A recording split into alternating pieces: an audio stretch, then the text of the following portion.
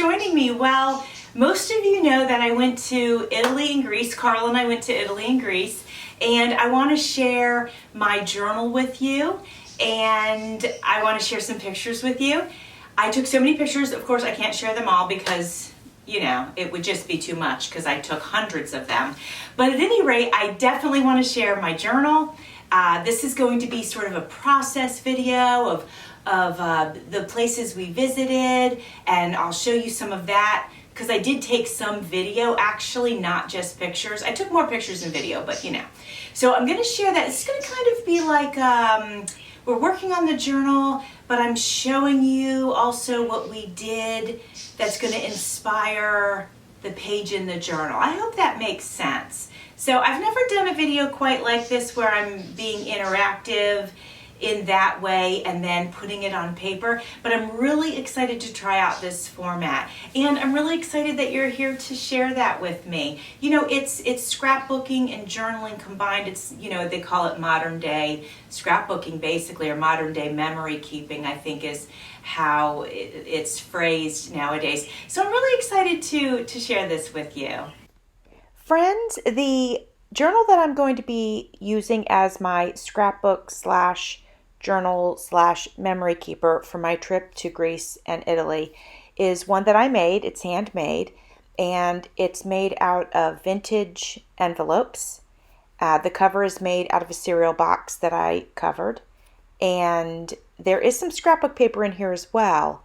So there's a combination of some scrapbook paper and some vintage things that put this together. I'm very excited to be using this as my memory keeper for my trip. If you've never used a handmade journal or a junk journal as a scrapbook or memory keeper, this might be a good example of how you might go ahead and do that. And honestly, it's no different than when we used to scrapbook back in the day. This is just a little bit more of a modern technique, but it's basically layouts. You know, it's the same thing. Although I think nowadays we're not as afraid to add all kinds of things into our memory keepers. So that's what I'm going to be doing, and I hope you follow along as I put all of my memories, well, not all of them, they won't all fit in here, but I'm going to be putting a lot of them in here. The photo that I just put down was a picture of Carl and I on our airplane, our first airplane, because we had to take two of them to get over to Rome. As I'm adding some photos to the journal slash scrapbook slash memory keeper, we're going to have to decide what we're going to call this thing. Anyway, as I'm adding some photos to it, I want to tell you what happened on the flight. So our first flight was just 4 hours, so that was not that big of a deal. And I think Carl and I sat next to each other on that flight. But then when we got to Chicago, we noticed that there was a wall between our seats. Like, we thought that there was going to be an aisle and we'd have, you know, still be right there with each other. But there was literally a wall because it was such a huge airplane. So it was like the place where they have their serving stuff for when they bring out meals and drinks and all that kind of stuff.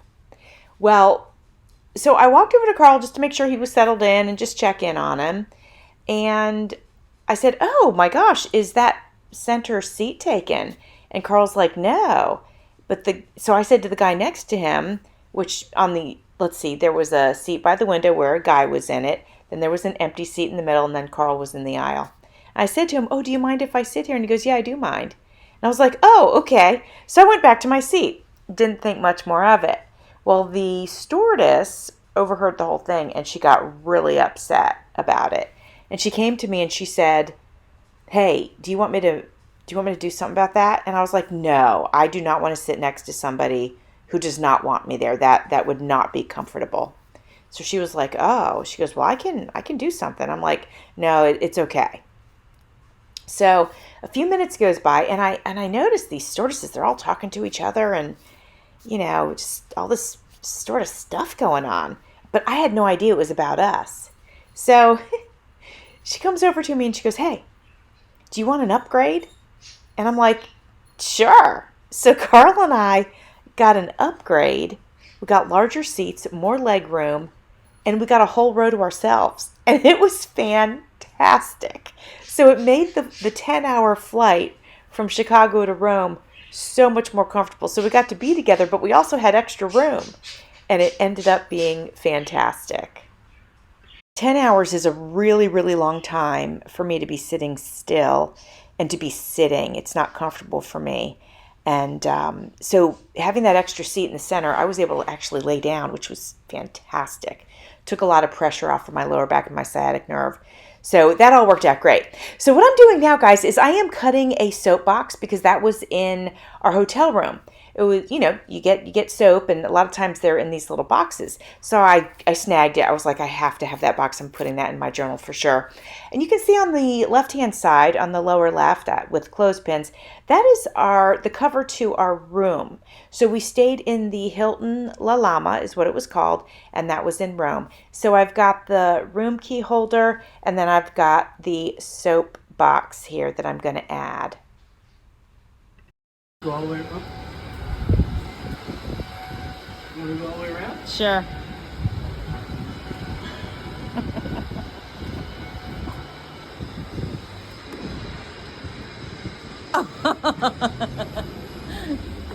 Once we made it to Rome, there was a shuttle there to pick us up because we did a cruise tour. And so before getting on the cruise ship, we did a tour of Rome with a tour guide, which was great. So a shuttle picked us up from the airport and brought us to our hotel. And of course, our room wasn't ready because there was a 6-hour difference. And to us, it felt like midnight, but to them, it was like, 8 o'clock in the morning or something like that. So it was a really bizarre feeling.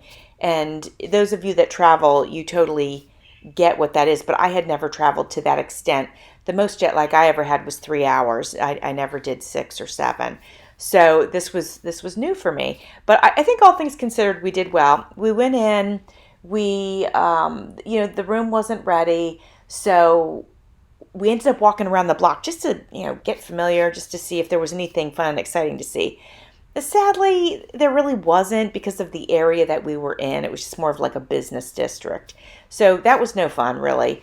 So we went back to the hotel. We went to the bar. We got water, and I got a macchiato latte, I think is what it was called, and it was delicious. We were sitting there, and man, the jet lag was really hitting us. And we were like falling asleep at the bar. It was the funniest thing. So finally, I went and I asked, I said, hey, by chance, is our room ready? And they're like, yeah. And it was still early, like it wasn't 3. Rooms weren't supposed to be ready till 3, but it definitely wasn't 3. So I was like, oh, thankfully. So we went up to our room. We took a nap, which was great. Just a couple hour nap. And then we were ready to go out and do something. So we took a taxi into Rome, like the downtown part, not where we were in the business district. We went into the old part and we went adventuring. I just want to let you know real quick, on that card, I am writing the date that I got my first ever latte macchiato at the Hilton Rome La Lama, and it was delicious. So that's what I'm writing on that little card. One of the first things I noticed was that poppies just grow everywhere. And that was unusual for me because they don't grow here in Florida at all. I've never seen poppies just growing somewhere. So, and Carl didn't even believe me that they were poppies, but they are. So that was kind of cool to see that. The paper that I'm cutting now is a short synopsis of some things on the airplane. And then once we got in, how we took a nap and I got a coffee. And then it talks about how when we went into town, the different things that we got to see when we were adventuring on our own. The second half of that paper goes over what we did the next day with the tour group. I opted to type it and print it out as opposed to me handwriting it for a couple of reasons. One, so that people could read it, if my kids want to read it later on or something. My handwriting is not always the best. Also, for space, like my handwriting is definitely way bigger than this typing. So I knew that if I hand wrote everything, I'd have to do an additional journal just because I would take up so much space. I am going to be doing some handwriting in the journal, and actually the first page is completely handwritten. But I will be doing some things like I did on the little soapbox and some notes here and there, because when I give this to my kids at some point in time, I want them to know what my handwriting looked like. I'm getting ready to glue this paper down onto the page, and I want to read just a couple of things from it, not the whole thing, but I mentioned that we saw the Colosseum that was built in 80 AD and the Arch of Constantine, which was built in 312 AD. Some of the cobblestone is made from very large stone, about 2 by 2. Some of them were even bigger than that, and I'm going to slide a picture in there so that you can see how large some of that original cobblestone is. And then it says, across from the Colosseum are the ruins of the Ludus Magnus, known as the Great Gladiatorial Training School. We walked by the ruins to the Temple of Venus and Roma, located on the Vallian Hill. I don't know if I'm saying that right. Hopefully I am. It says it's probably the largest temple in ancient Rome, built between 135 and 141. And I think that's going to be BC, but I'm not sure. I'll have to check on that. I did not write that down. And then it says we came upon the Arch of Titus, which was built in 81 AD. We walked down a quiet street which wrapped around the Ludus Magnus and saw the beautiful San Sebastiano al Palatino, which is a church on the Palatine Hill in Rome, dedicated to Saint Sebastian, a Christian martyr. And it was really kind of cool to go around sort of some side streets, and I'm really glad we did that, because when we went on the tour, we didn't go down that same street. So it was really cool to do that. Now I'm adding some photos in, and actually I think it's the photos I just showed you literally. I think most of them are the same ones. If not the same, they're similar. So at any rate, I'm adding those into my memory keeper. I have some travel stamps that I've had in my stash for I can't even tell you how long, like a really long time. So I figured I'd go ahead and use them. I think I probably never considered that I would actually be able to use the Italy ones, but look, here we are. And so this one says Italy, and then I'm going to end up also using the one, the Colosseum, and there is the Leaning Tower of Pisa I see on there, but I won't be able to use that until the end, because we did that like on our last day. We were starting to get hungry, so we decided we'd get something to eat. And keep in mind, we've never been there before, so we weren't sure where to go. So we just walked around and we found a place, and it looked good, it looked clean, so we popped in. And I'm so glad we did, because the food was fantastic. Carl ended up ordering antipasta salad, and I ended up ordering caprese. And then he got a side of fries, a side of bread came with it, and then I ordered lemon cake. I want to talk to you about this food, but before I do, I want to let you know that this piece that I'm cutting here, and you saw me maybe tear off of another piece, that was a placemat from that restaurant. And I said to Carl, I'm taking this placemat, because it was just paper and they were probably just going to throw it away anyway. And so I did, because I wanted to have some pieces from our trip that I could put in this journal. Now I want to talk about the food for just a second. So some of you know me, and you know that I eat gluten-free because I have a gluten intolerance. I do not have celiac, I just have an intolerance. But I had read that frequently, if you go overseas, try the food, you may be able to tolerate it just fine, because they don't have all the additives and dyes and things like that we have in our food. And so I tried that bread that came with Carl's salad, and let me just tell you, it was so good and I couldn't stop eating it.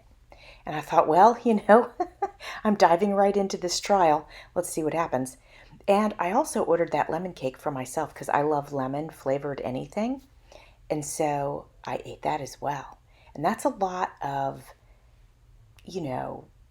gluten and stuff if you haven't had it in a while. And can I tell you, I had no problems. I didn't even take any enzymes and I had zero problems. You can see here that I printed out a few pictures from the restaurant, and I'm going to go ahead and attach those. One of those I'm going to put on top of that placemat, the paper placemat, and I'll glue that in. I'm going to glue this small piece of placemat in, but I'm only gluing it like right at the edge. And then you're going to see me in a little bit. I'm going to grab my ruler and I'm going to fold that paper back so that it'll open. It'll like flap open. I hope that makes sense. You saw I just put some glue on the two small pictures. One is going above the first picture that I attached. See here, I'm using the ruler also to crease this paper so the flap opens nicely. Now I'm creasing the menu paper and I'm going to put the other food on the back. I have a milk producer's scorecard that I'm getting ready to attach this piece of paper to here that I just cut. The scorecard is dated November 1966, which I think is so cool. The paper of the scorecard is nice and thick and it should last for a very, very long time. It's still in excellent condition. So the paper that I'm adding to the scorecard, it talks about the street people. We were told, watch out for your phones, watch out for your wallets. They're very good at pickpocketing. There was even an old lady, and I almost think it was a costume because I saw more than one of these old ladies that looked like the witch from Snow White. And I saw several of them sort of in a very similar getup. And when she approached us, our guide said, watch your phone. So we did. I had my phone. It was like attached to me all the time, plus in my hand as well. So at any rate, that was interesting. Our second day in Rome, we went with a tour guide through the city and we got to see so much stuff, but I'm just going to share with you a few of the highlights. We saw the Roman Forum and Caesar's Forum, the Temple of Hercules Victor, the Spanish Steps, Trevi Fountain, the Fountain of Four Rivers, the Fountain of Neptune from 1750, and Vatican City.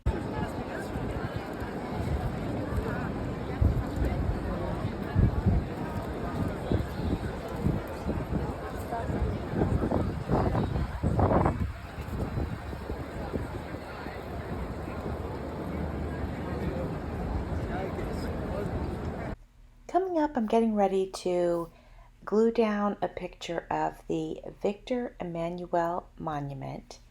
This is a museum now, and it also holds the Tomb of the Unknown Soldiers. And I wanted to give you the close-up because it's a very impressive building. I've added a few pictures, actually 2 pictures on the front and 2 pictures on the back of this tag. And I'm writing down what the pictures are. And then I'm going to go ahead and slide that into the same pocket that had the description of what we did during the day. Today's video covers all of the time that we spent in Rome, and that was 3 days worth. So we're coming up to day 3 now. On day 3, we took a tour bus to the countryside and we went to visit the necropolis of the Etruscans. We walked around and into their burial mounds. They were sort of obsessed with death, and they created burial mounds that replicated their homes so that when they died, their souls wouldn't be uncomfortable being in an unfamiliar place. The Etruscans were an ancient civilization dating back to the Iron Age. Coming up, you're going to see a picture of grooves in the ground. It's grooves in stone, actually, and that is one of the roads that chariots used to ride on, and they rode on that road for so many years that it made those grooves. After visiting the necropolis, we went to a wine tasting. And it was great for Carl and I because it was our very first wine tasting ever. And for that to have taken place in the countryside of Rome was pretty amazing. We received a brochure from the wine tasting place. So you can see I cut part of it off. It's the part that has the name. And I'm just going to put it right here in this section. I'm gluing it down. So there's a picture of some wine barrels on that side. And then the name of the place is on the other side. Now I'm adding some pictures from the necropolis. I love the picture of the marks in the road from the chariots. I just found that to be absolutely fascinating. So I'm adding that. There's some pottery that was found there. There I'm adding a picture of Carl with his glass of wine. I will be adding some handwritten notes to this page. Next to Carl, I'm writing that this was our first wine tasting. Of course, I put the date on there. I also made a note that we visited the necropolis, that there was some pottery that was found. And I also wrote, just to make sure that I wouldn't forget why I added the picture, that the stone was worn down by chariot wheels. The left side of this spread is the last page that we're going to do today. You can see that we are starting with some vintage music paper, and I had already torn a piece of, I don't even know what that was, sort of like a background paper to go in the upper left-hand corner. I'm adding a sticker that says vacay. That was recently given to me by my friend Kara at Paper Confessions with Kara Mia. So since this is the day that we went and boarded the ship, I'm adding pictures of the ship. And the ship name was the Norwegian Epic, and it was absolutely enormous. It was 18 stories high, and our room was on the 14th floor. On this page, I am simply noting the name of the ship, that the fact that it was huge. Also, that we spent a full day at sea, and that really was a nice opportunity to get caught up on some rest, because since we had arrived in Rome, we had just been going and going, which was great, but it was nice to know that we'd be at sea for about 24 hours and we could just rest when we needed to. At one point, we were on the very top deck and we saw a beautiful double rainbow. Difficult to see in this picture, but if you look to the right of the very visible rainbow, you'll see it. Friends, I appreciate you being here and taking this journey with me. Thanks for watching. See you soon.